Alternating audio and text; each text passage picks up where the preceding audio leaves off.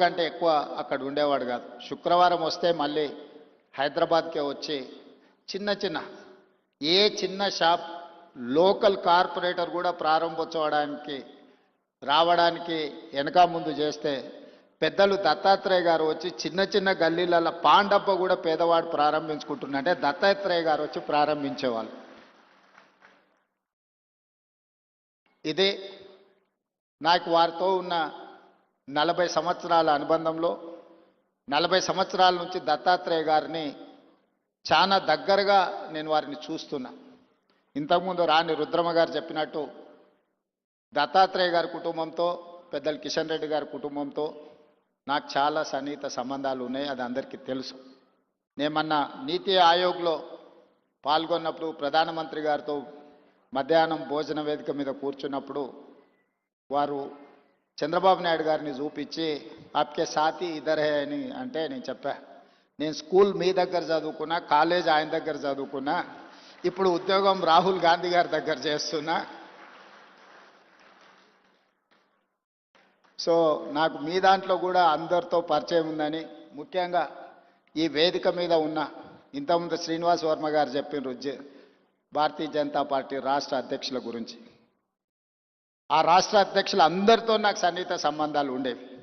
ఇప్పుడు సరే రాజకీయంగా భిన్న ప్రయాణం, కానీ వ్యక్తిగత సంబంధాలలో ఎప్పుడూ లోపం కానీ ఎప్పుడూ ఆ సంబంధాల విషయంలో దాచిపెట్టాలన్న ఆలోచన కానీ చేయలేదు.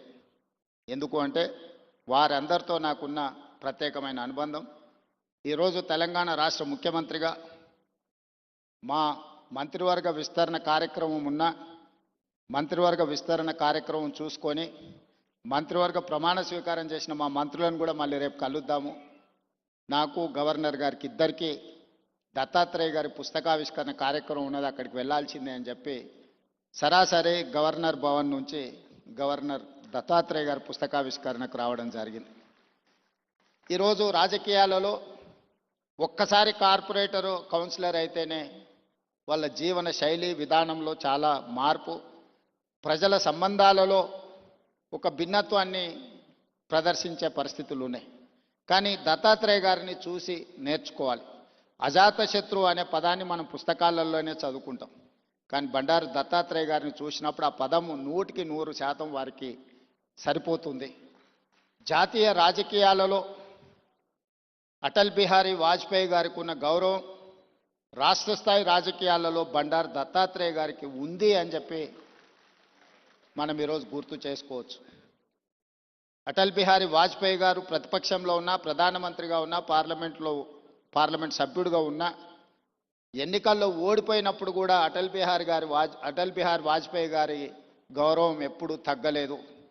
పదవులతో వారి గౌరవం పెరగడం, పదవి లేకపోతే వారి గౌరవం తగ్గడం ఏమాత్రం లేదు అని అటల్ బిహారీ వాజ్పేయి గారిని మనం ఏ విధంగా అయితే అనుకుంటామో అదే విధమైన పోలిక పెద్దలు బండారు దత్తాత్రేయ గారికి ఉన్నది.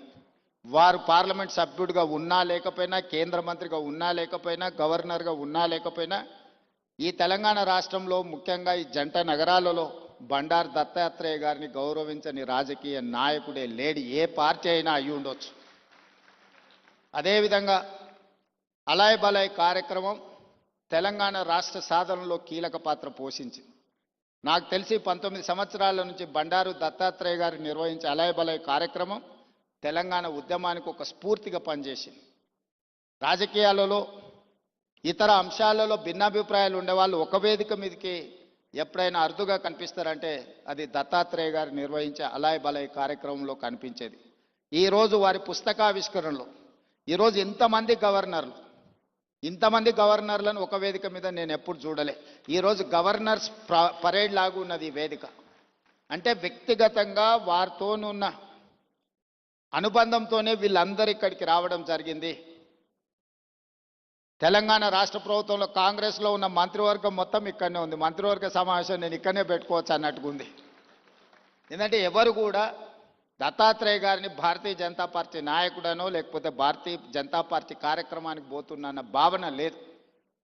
ఒక మర్యాద కలిగిన రాజకీయ నాయకుడి కార్యక్రమానికి వెళ్తున్నామని చెప్పి ఈరోజు అందరి వేదిక మీద కనిపించడం జరిగింది.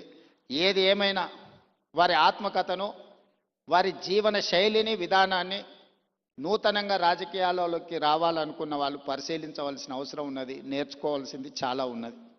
మేమందరం, నేనైతే మొదటి నుంచి వారిని దగ్గరగా గమనిస్తున్నా. హైదరాబాదులో పి జనార్దన్ రెడ్డి గారు, బండారు దత్తాత్రేయ గారు పేదల గుండెల్లో చిరస్థాయిగా ఉంటారు. ఎవరికి ఏ కష్టం వచ్చినా, ఎవరికి ఏ బాధ ఉన్నా అది తీరుతుందో తీరదో తెలియదు, కానీ కష్టం వచ్చినప్పుడు వాళ్ళకు గుర్తొచ్చే నాయకులు ఇద్దరి జంట నగరాలలో, ఒకరి పి జనార్దన్ రెడ్డి అయితే, రెండు బండారు దత్తాత్రేయ గారు. మేము వెళ్ళి చెప్పుకోవచ్చు, మేము కలవచ్చు, మేము ఎప్పుడు వెళ్ళినా నాయకుడు కలుస్తాడు, మా సమస్య వింటాడు, అధికారులకు ఫోన్ చేస్తాడు. ఇంకొక విషయం కూడా తెలియాలి, ఈ కాలంలో ఒక్క లెటర్ మీద సంతకం పెట్టి ఇవ్వాలి అంటే నాయకులు భయపడే పరిస్థితులు. కానీ ఆనాడు దత్తాత్రేయ గారు వందలాది లెటర్లు తిరుపతి దర్శనానికి సంతకాలు పెట్టి మా అందరికి ఇచ్చేటోడు. ఎప్పుడు మా దగ్గర పుస్తకాలు ఎలాగూ ఉండేటి. దత్తాత్రేయ గారు ఎంపీగా సంతకం పెట్టి, రైల్వే రిజర్వేషన్ కూడా, ఇప్పుడంటే విమానాలు వచ్చినాయి, కార్లు వచ్చినాయి, ఒకప్పుడు రైల్వే రిజర్వేషన్ అనేది కూడా చాలా ముఖ్యం. దత్తాత్రేయ గారు పుస్తకాల కొద్దీ ఆయన లెటరేట్స్ మీద సంతకాలు పెట్టి రైల్వే కూపన్లకు కూడా వారు సంతకాలు పెట్టించేటోళ్ళు. అదేవిధంగా ఒకప్పుడు టెలిఫోన్ కనెక్షన్కి కూడా చాలా విలువ ఉండేది, గ్యాస్ సిలిండర్కి చాలా ప్రాధాన్యత ఉండేది. ఇవన్నీ కూడా వచ్చినెంబడే కార్యకర్తలకు రాసి ఇచ్చేసి అన్ని పంచిపెట్టేసి బాధ్యత తీరినట్టుగా వ్యవహరించేవాడు బండారు దత్తాత్రేయ గారు. ఇప్పుడు వాటికి ప్రాధాన్యత లేకపోయి ఉండొచ్చు, కానీ ఆ రోజుల్లో వాటికి చాలా ప్రాధాన్యత ఉండేది.